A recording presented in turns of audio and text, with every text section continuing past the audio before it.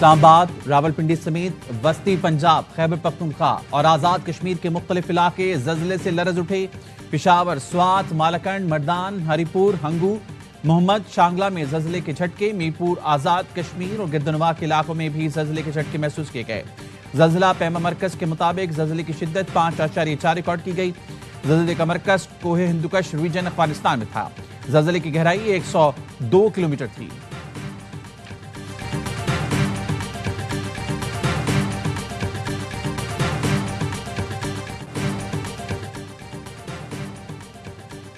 اسلام آباد ایکسپریس کالا شاہ قاقو میں حادثے کے شکار 5 بوگیاں پٹری سے اتر گئیں۔ خواتین اور بچوں سمیت 30 مسافر زخمی۔ تمام زخمی DHQ شیخوپورہ اور دیگر اسپتالوں میں منتقل۔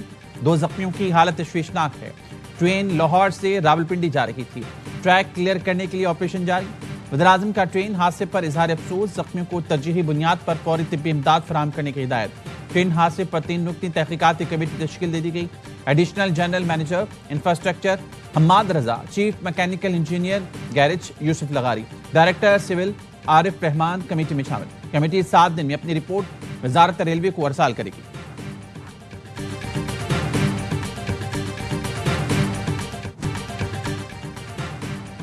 سیاسی جماعتوں کے درمیان نئے مساق جمہوریت کی ضرورت ہے۔ قومی ڈائیلاگ کے تحت آئین کی بالادستی اور قانون کی حکمرانی شامل ہو۔ الیکشن کمیشن کی اثر نو تشکیل کی جائے۔ تحریک تحفظ آئین پاکستان کے آل پارٹیز کانفرنس کا اعلامیہ جاری۔ بانی PTR بشرا بی بی کی رہائی کا مطالبہ۔ مصطفیٰ نواز کھوکھر نے مشترکہ پریس کانفرنس میں کہا، سیاسی جماعتوں کے درمیان گرینڈ ڈائیلاگ کیا جائے۔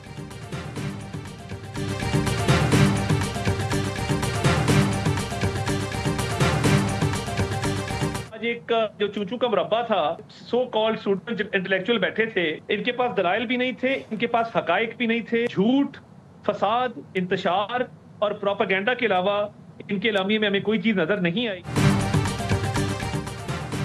اپوزیشن کے پاس دلیل ہے نہ حقیقت، صرف شور شرابہ ہے۔ اعلامیہ جھوٹ، فساد اور پروپیگنڈے سے بھرا ہوا تھا۔ وزیر اطلاعات عطا تارڑ کا رد عمل، کہا یہ لوگ ذاتی مفاد کے لیے چیخ رہی ہیں، ملک کی فکر نہیں۔ اپوزیشن کی آل پارٹیز کانفرنس بری طرح ناکام رکھیں۔ مصطفیٰ نواز کھوکھر کس منہ سے حکومت پر تنقید کر رہی ہیں؟ اپنے احساسوں سے متعلق قوم کو بتائیں۔ ایرانی صدر پاکستان کے سرکاری دور پر آ رہی ہیں۔ اپوزیشن رہنما سربراہان کے دوروں کو سبوتاژ کرنے کے لیے پریس کانفرنس کرتے ہیں۔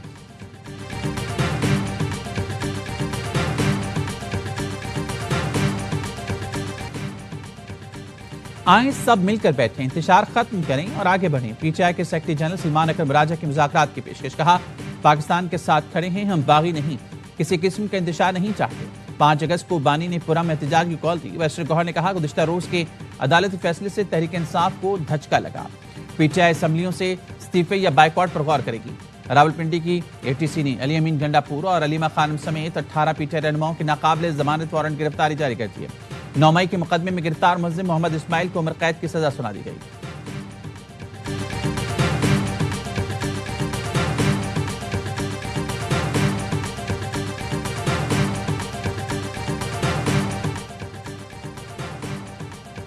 بانی PTI کے بیٹوں نے پاکستان آنے کے لیے ویزا درخواست دے دی۔ قاسم اور سلیمان نے ویزے کے لیے برطانیہ میں پاکستانی ہائی کمیشن سے رجوع کیا۔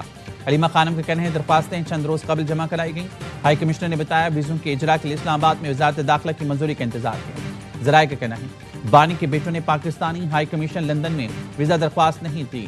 قاسم اور سلمان نے پاکستان کا آخری سفر نادرا کارڈ پر کیا تھا۔ ذرائع کا کہنا ہے وزارت داخلہ نے کسی بھی قسم کا ویزا جاری نہیں کرنا۔ وزارت داخلہ کے بارے میں ویزا سے متعلق دعویٰ حقیقت کے برعکس ہے۔ وزیر مملکت طلال چودھری کہتے ہیں علیمہ خانم کے پچھلے بیان کے مطابق بانی کے بیٹے شناختی کارڈ رکھتے ہیں۔ اگر سچ ہے تو انہیں پاکستان آنے کے لیے ویزے کی ضرورت نہیں۔ اگر ویزے کی ضرورت ہے تو اس کا مطلب ہوا وہ پاکستانی نہیں۔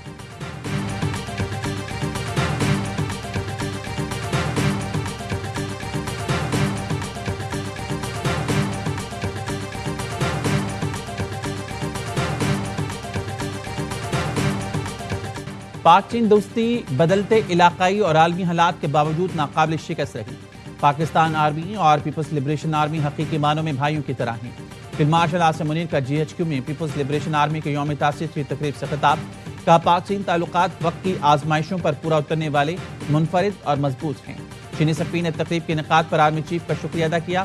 دہشت گردی خلاف جنگ میں پاک افواج کے کردار کو خراج تحسین پیش کیا گیا۔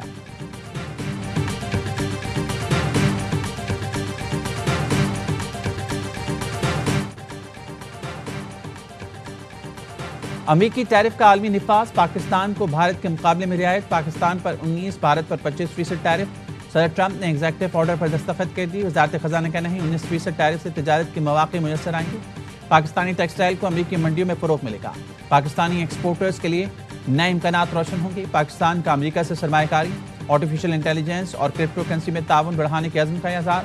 امریکی سفارت خانے نے کہا پاکستان سے اپنی شراکت داری آگے بڑھانا چاہتے ہیں، پاک امریکہ شراکت باہمی خوشحالی کا پیش خیمہ ثابت ہوگی۔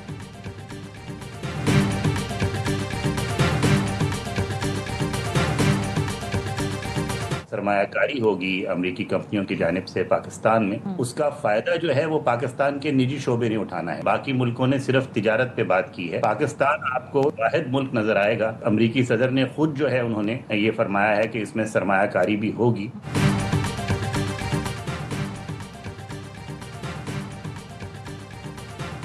امریکہ نے پاکستان کے ساتھ ٹیرف کے ساتھ ٹریڈ ڈیل بھی کی ہے۔ امریکہ نے تیل اور گیس اور توانائی شعبے میں سرمایہ کاری پر بات کی، دوسرے ملکوں کے ساتھ توانائی شعبے پر بات نہیں کی۔ واشنگٹن میں پاکستانی سفیر رضوان سعید کی پروگرام سوالیہ میں گفتگو، کہا ضروری ہے کہ پاکستانی حکومت اور نجی شعبہ بیٹھے اور اقدامات اٹھائے۔ چیئرمین ایپٹما کامران ارشد نے کہا پاکستانی مصنوعات پر امریکی ٹیرف 15% ہونا چاہیے تھا۔ امریکہ کا پاکستان کے ساتھ تجارتی خسارہ معمولی ہے، ٹریڈ ڈیل میں کیے گئے وعدے چند ماہ میں پورے کر لیں گے، امید ہے کہ ٹیرف مزید کم کرانے میں بھی کامیاب ہو جائیں گے۔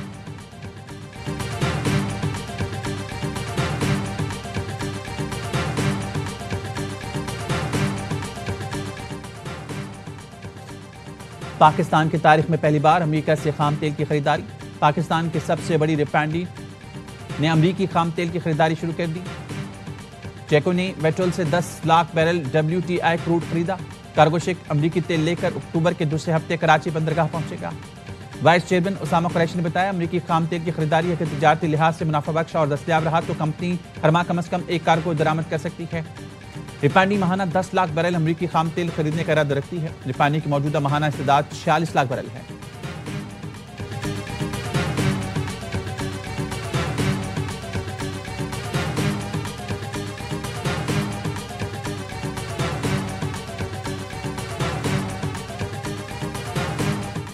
کراچی میں امریکی قونصل خانے کے سفارتی عملے اور اپنے شہریوں کے احتیاط کی ہدایت، رش والے مقامات پر جانے، غیر ضروری سفر سے گریز کی ہدایت۔ امریکی قونصل خانے کے اعلامیے میں کہا گیا ہے کہ عملہ اور شہری ہوٹلز، شاپنگ مال اور ریسٹورنٹس میں جانے سے گریز کریں، اپنی نقل و حرکت محدود رکھیں۔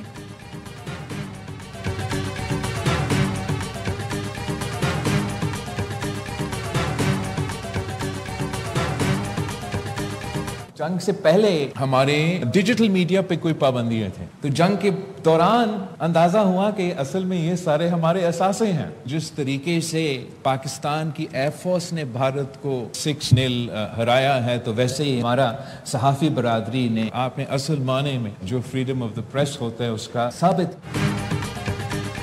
حکومت نے ڈیجیٹل میڈیا سے پابندیاں ختم کی، انڈیا سے جنگ کے دوران اندازہ ہوا ڈیجیٹل میڈیا اصل ہتھیار ہے۔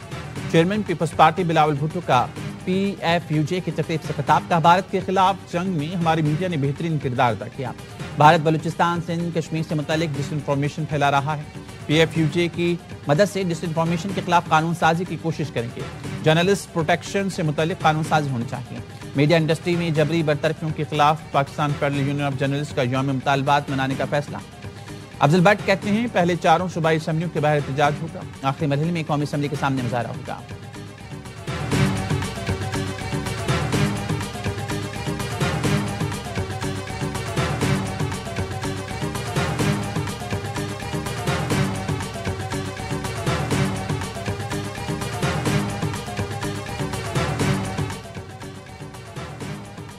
ایرانی صدر ڈاکٹر مسعود آج پاکستان آئیں گے، وزیر خارجہ عباس عراقچی سمیت اعلیٰ سطح وفد بھی ایرانی صدر کے ہمراہ ہوگا۔ ترجمان دفتر خارجہ نے بتایا ایرانی صدر پاکستانی ہم منصب وزیر اعظم، چیئرمین سینیٹ اور اسپیکر قومی اسمبلی سے ملاقات کریں گے۔ پاکستان نے بھارتی لوک سبھا میں آپریشن سندور سے متعلق بیانات کو مسترد کر دیا۔ ترجمان دفتر خارجہ کہتے ہیں بھارتی رہنماؤں کے الزامات اور اشتعال انگیز دعوے بے بنیاد ہیں، بھارتی وزیر داخلہ کا بیان جھوٹ اور کہانیوں پر مبنی ہے۔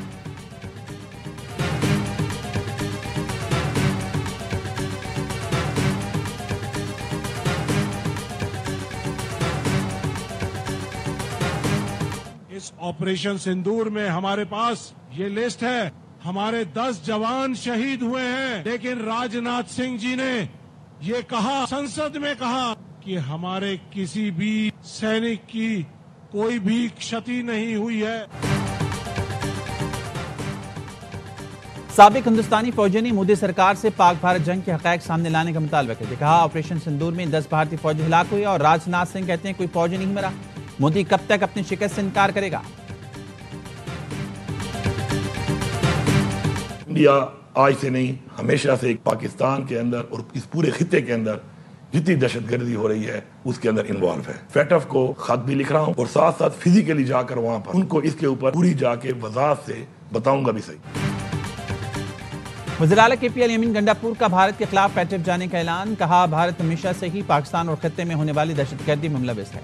KP और बलूचिस्तान में भारत की दहशतगर्दी को बेनकाब करूंगा, भारत को ग्रे लिस्ट में डलवाऊंगा। वज़ीर इत्तलात पंजाब अज़मा बुखारी कहती हैं भारत का गंडापुर के बयान को FATF में इस्तेमाल करना PTI के लिए शर्मनाक है। ये लोग मुंह खोलने से पहले सोचते नहीं। इस जमात से किसी खैर की तवक्को नहीं की जा सकती।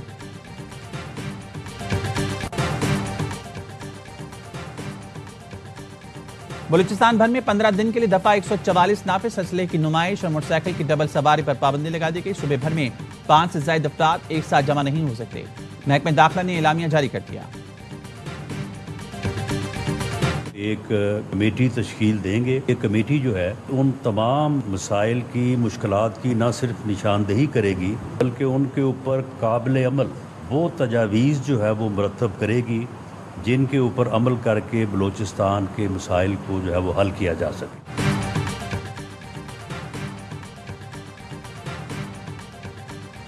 जमात इस्लामी का लॉन्ग मार्च इस्लामाबाद नहीं जाएगा। हुकूमत से मुआहदे के बाद लाहौर में धरना खत्म कर दिया। मीडिया से गुफ्तगू में राना सनाउल्लाह ने कहा लॉन्ग मार्च के शुरू करें 8 मुतालबात रखे। इस हवाले से एक मुआहदा हुआ है। बलूचिस्तान की हुकूमत वफाकी हुकूमत और सिक्योरिटी इदारों पर मुश्तमिल कमेटी बनेगी। हिदायतुर रहमान बलूच ने कहा हम चाहते हैं फसाद नहीं, बलूचिस्तान की तरक्की और खुशहाली के लिए काम करते रहेंगे।